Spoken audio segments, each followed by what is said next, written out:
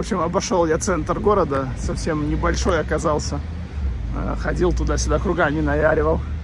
Ну все, сейчас иду уже в сторону машины, потому что ходить здесь особо нечего. Завтра посмотрел, что есть какой-то лес недалеко, поэтому завтра пойду круги наяривать по лесу.